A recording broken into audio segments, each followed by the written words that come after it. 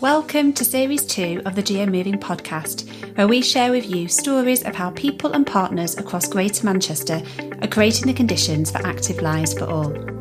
I'm Eve, Strategic Director at Greater Sport, leading, supporting and connecting GM Moving, Greater Manchester's movement for movement. Supported by investment from Sport England, Greater Manchester partners have been taking a whole system, place-based approach to embed physical activity into everything, to enable sustained behaviour change for happier, healthier, more connected communities and active lives for all. In each episode, we share stories of what this looks like in action in each of the 10 boroughs of Greater Manchester. Today, I'm back in Manchester Central Library, this time with Jackie, local pilot lead in Bury, and I'm rejoined by Nicole, one of my colleagues at Greater Sport, who supports the local pilot network. The latest Active Lives results for Bury show that 75% of adults in Bury are active for at least 30 minutes a week. The good news is this is up slightly from 12 months ago, suggesting some positive signs of recovery in activity levels after the worst impacts of the pandemic. Activity levels are lower, however, in some population groups, to include a wider than average disability gap in Bury of over 31%. And less than 40% of children and young people in Bury are achieving an average of 60 minutes of physical activity a day. You can learn more about Bury's activity levels related to key demographic data such as gender, age and disability on the GM Moving website. Bury's local pilot is working in the Radcliffe area with a focus on young people families, people out of work and people in work but at risk of worklessness, and people aged 40 to 60 with or at risk of long-term health conditions.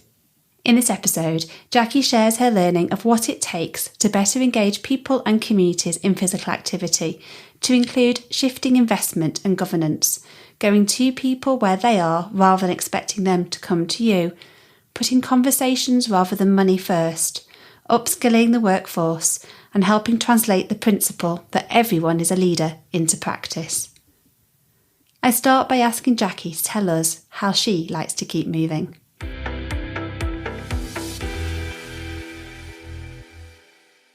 My patterns have changed significantly since I've had a child. I used to be, very active, very sporty in my younger years. It was easier when my daughter was in a pram. I could almost move around a little bit more easier. But I think, but when you have a family, I think sometimes, you work out how to integrate moving more slightly different in your daily lives. But I want to be a good role model for my daughter, and I think that's important. So we try and integrate moving more. That might be going out for a walk after school. I try and encourage her to be as active as possible and just try and take the opportunities and just enjoy what she does. That might be going to gymnastics, or that might be playing football, but I want her to try and I want to expose her to as many opportunities as possible. I think from my perspective now as a parent, I think it's really important to lead by example, and encourage her to lead a healthy lifestyle.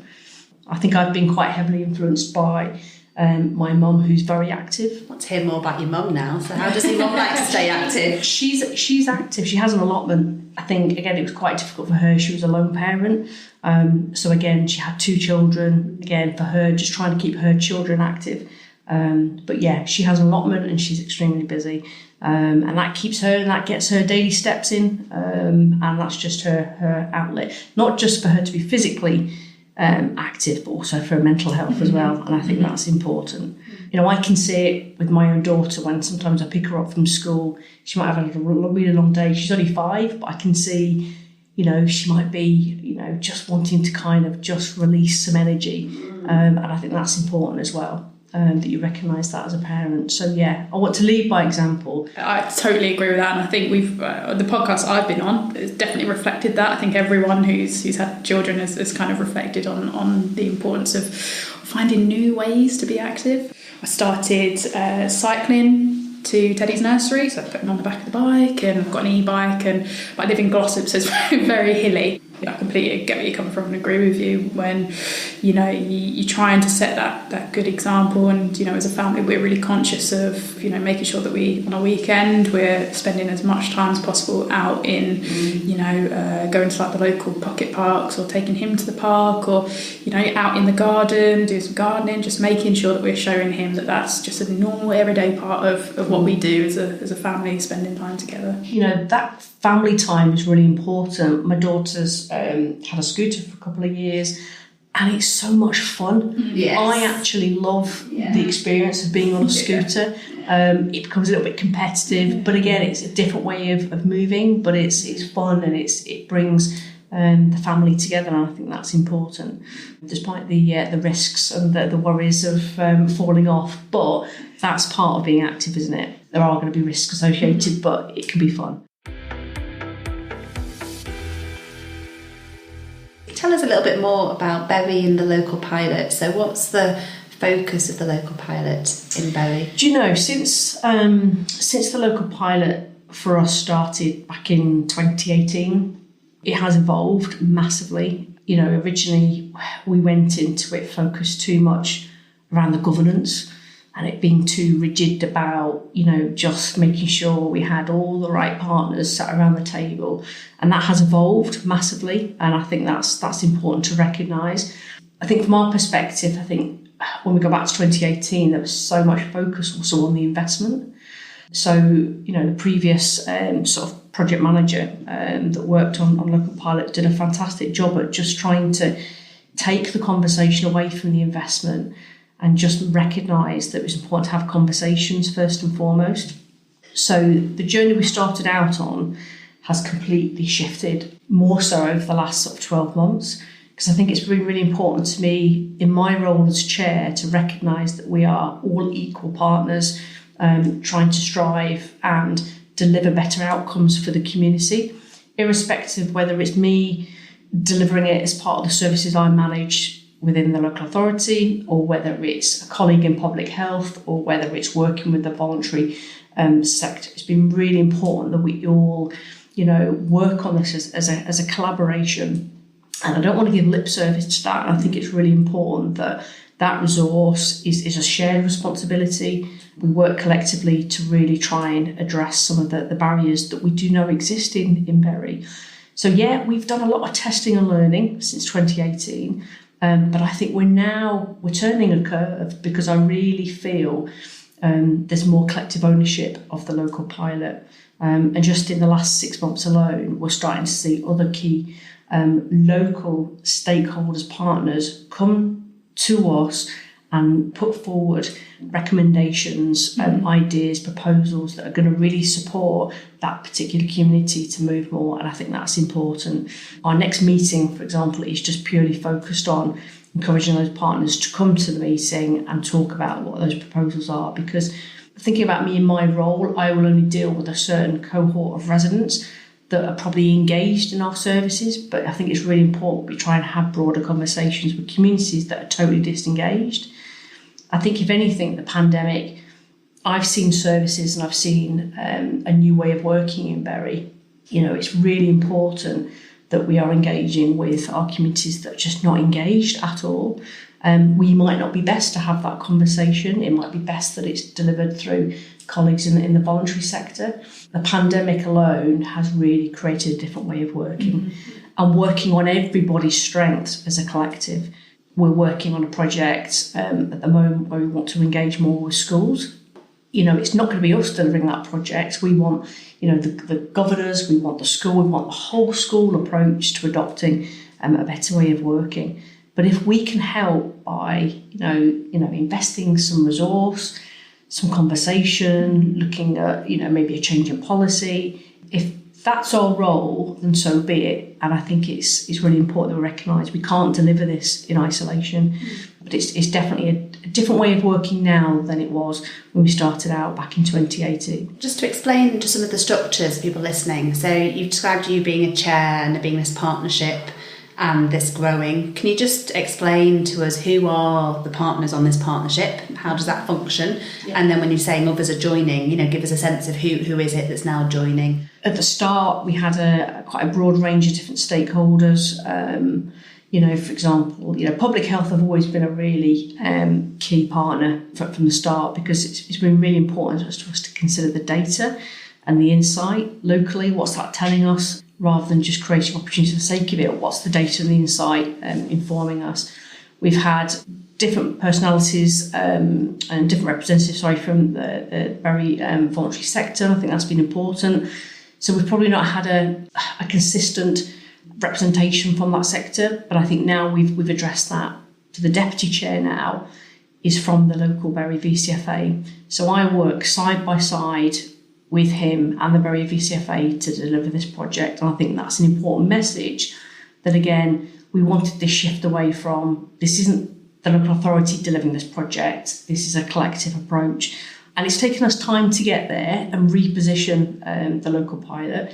But I think now we've got a trusted relationship, an open relationship where we can create, we can work side by side on delivering aspects. We've got representation from Children's Services. So it has evolved, and that's fine. Six Town Housing, for example, have been a very key partner, and other colleagues from across the council. But I think we're now in a better position because, side by side, myself and the VCFA are very much working collaboratively on this, to deliver a better local pilot. Brilliant. I think there is an aspect in this work, and I've noticed it definitely in the localities that I work within. There's an aspect of almost giving up control for some of the organisations that would have traditionally led on this work. So, your local authorities and, but there has been, and I think COVID was a real motivator in this, the realisation that you're not necessarily the best person to lead this work, and there's so much strength and knowledge and support and passion within the system. It's really important to be able to give up that control and trust as well, and trust that they're going to do the right thing. I think the one thing that we've worked really hard on, I would say, over the sort of last 12 months is to develop a set of principles. And I think when we go back to the start, we're very much talking about the local pilot. What does the local pilot actually mean to communities? And we were finding it quite challenging describing what the local pilot was. So we've shifted massively now. Our key vision is just to get people moving more. And I think it's important that we really simplify the language and very much align it back to our broader strategy, which is about encouraging 75% of our population to move more by 2025. How people move, that's for us as a collective to address. But let's simplify the language and keep it simple.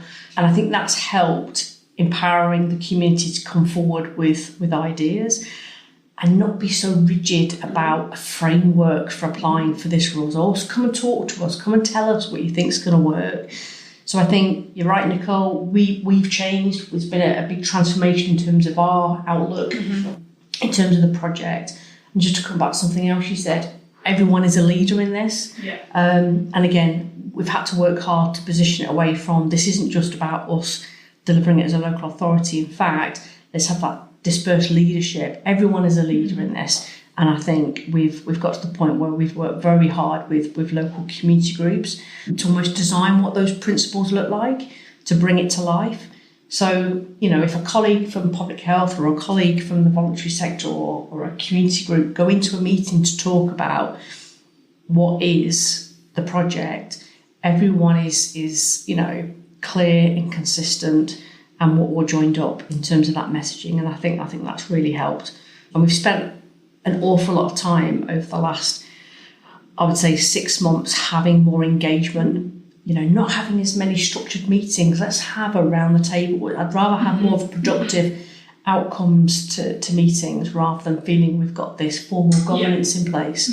So a massive shift, and Jane Gardner's helped massively with that, to reset and to prioritise those conversations that are important.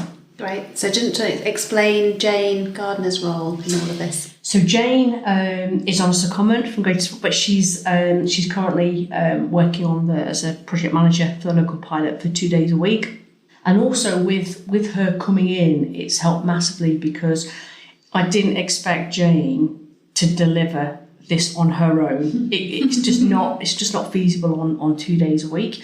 So again, that's enabled us to reset this a little bit more clear in the sense of her job is to empower and to connect those conversations.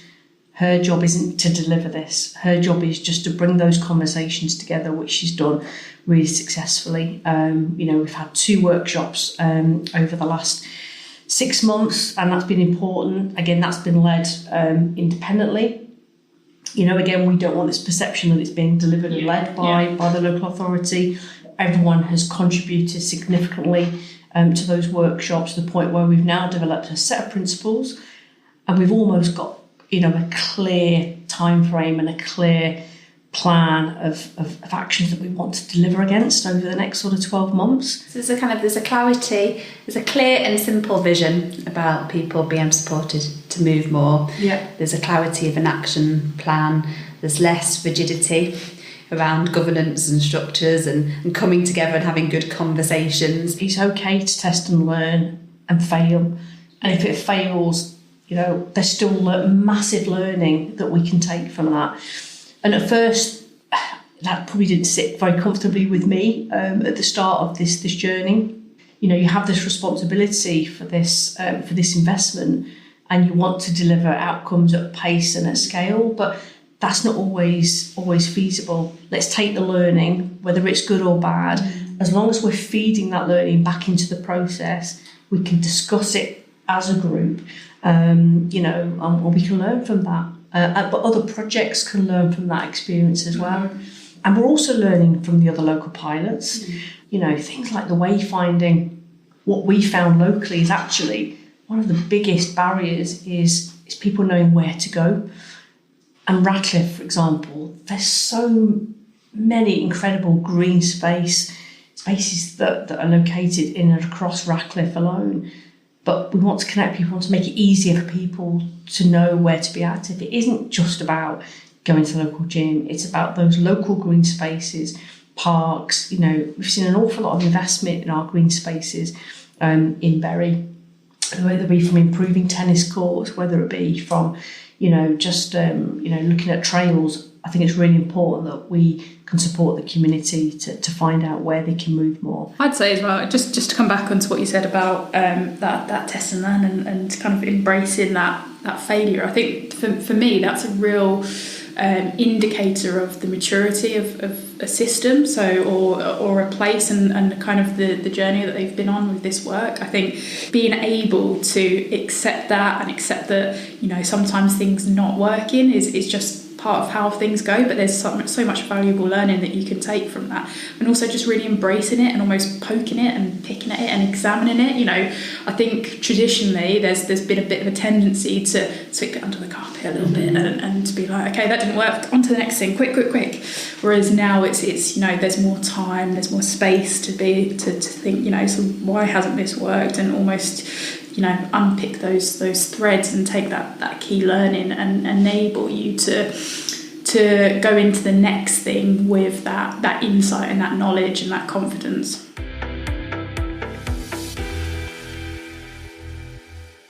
Have you got an example of something where it hasn't worked and you've picked and you've prodded at it and you've learned from it and you've moved on? Active travel we've had to work really hard at. I would say not just post-pandemic, we've seen a massive shift in people's behaviours. So we wanted to kind of build on that really. So we've created locally for Bury a walking and cycling forum. But I think one of the key challenges, one is about information and signposting and wayfinding, so communities know where they can be active. But what we didn't recognise was actually some key fundamental barriers. People and certain communities were really struggling to access facilities in terms of bikes. So we've learnt massively, and we've worked through another colleague locally and TFGM. We're looking at putting some bike hubs right in the heart of the pilot areas. And I think recognising that actually, we want to increase people walking and cycling, and we've seen that change through the pandemic. But for certain families, certain individuals, even access to helmets, even access to bikes. So what we've done we've actually put the bike hub in Ratcliffe near the library. So actually, somebody can go into the library, they can't just get a book, they can actually hire a bike. And I think that's important. Certainly in Bury, people see libraries as accessible. So again, we will be supporting a different population by putting the bike hub, in the library. We're not only upskilling that workforce to be able to have better conversations with communities to move more, what we're actually also doing is overcoming a barrier. We could have put it at the leisure centre, but actually would be engaging with people that are already active. We're trying to do things differently and test different ways of working. We're also, for example, going to start loaning out balls from libraries.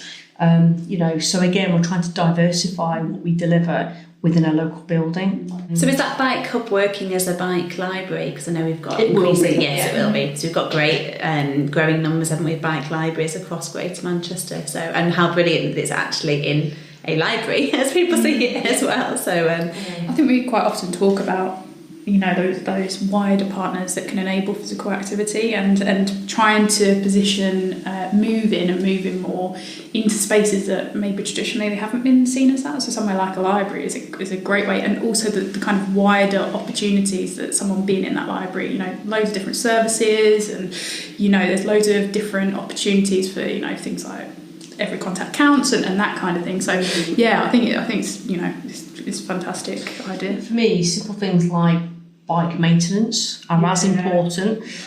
Somebody might own the bike, but it might have been in their shed, for a couple of years. So we've got to give the confidence to not only our workforce, but the community to be able to maintain their bike safely. It's not just the physical. Here's the bike hub.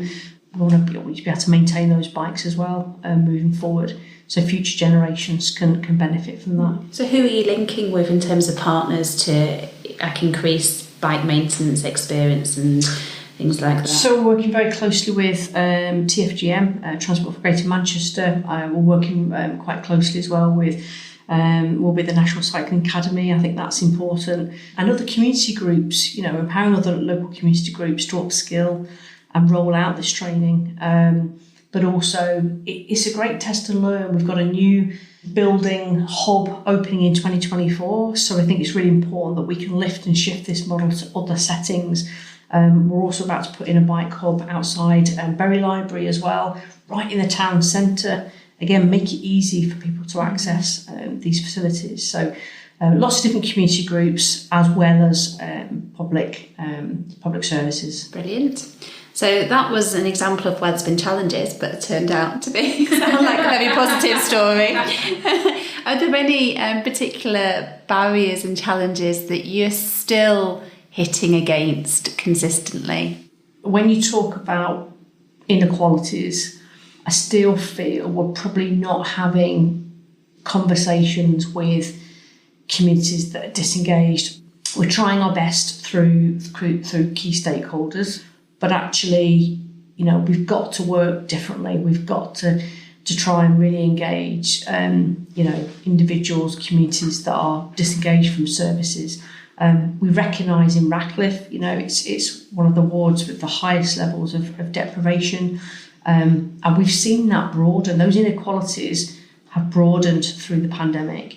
We've seen a massive impact on physical activity levels, again. So how do we reach out to the women? How do we reach out that we know are still, where there are still barriers? How do we reach out to, other communities, to address those inequalities? I think it's really important. So we've still got a lot of learning to do. That's not necessarily us having that conversation. Again, I would see us working very closely with key groups, Corrie gardeners, for example, in the community. They're better placed to have those conversations.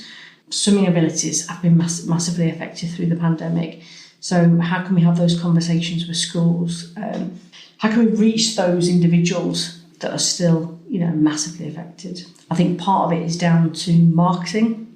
Part of it is maybe about technology. Can we use technology to engage with with communities more effectively. And is there anything different about, I guess, the leadership and the workforce and people and what they need to do differently if we're going to get better at meeting people where they're at and going to them, and as you say, kind of really involving and engaging people who currently aren't active? We had just to give you an example, we had a workshop in Ratcliffe about 8 weeks ago now, and the way we delivered that, we actually went out onto the streets to have conversations. So again, we're not just sat in a room thinking about how we can engage. What we wanted to do was actually go out into the community and try and have those conversations. It was really interesting. I've never had that approach before. So again, it was giving us confidence to have those organic conversations with individuals that just might be passing or in a shop or just in different settings than we would ordinarily expect to see, but also working with colleagues, whether that be Six Town Housing, for example. How can we reach those tenants? I think it's going to, rather than expecting communities to come to you and have that conversation. I think it just gave us a different perspective on what people thought about the project. What does it mean to somebody in a community rather than consulting in the traditional ways? Great. So lots of key learnings there. Any other particular sort of examples or stories that you'd like to point to where there's been, again, rich learning or joy or frustration? I think for me, even pre, the pandemic, but more so post, what we've found through Active Lives is that children have been massively affected. I think one of the challenges we've still got to overcome is, again, with childhood obesity, not just those children that are inactive. Again, we're seeing major inequalities. Our approach is very different now. So pre the pandemic, we tried to do a project called You Only Live Once. And that's about getting referrals from GPs or getting referrals from key stakeholders to support children to move more and live healthier lifestyles. But now our approach is we're actually presenting to the Head Teachers Forum next week, because actually it's got to be a whole school approach. It's not just about working with health professionals. Actually, what we've recognised through Active Lives and the latest data is that children are moving less within schools and with outside of the school setting. So, children spend an awful lot of their time within the school setting. So what can we do and how can we work as a whole school approach? And how can we, through the local pilot, support those schools to access some of the resource through the local pilot to support them, to encourage not just their pupils to move more, but their workforce. You actually know from the data that children from less affluent families are more likely to be inactive in school. It just blows my mind, really. There's loads of different kind of context and reasons behind that, but it just shows that those inequalities are insidious and kind of affect all aspects of a person's life.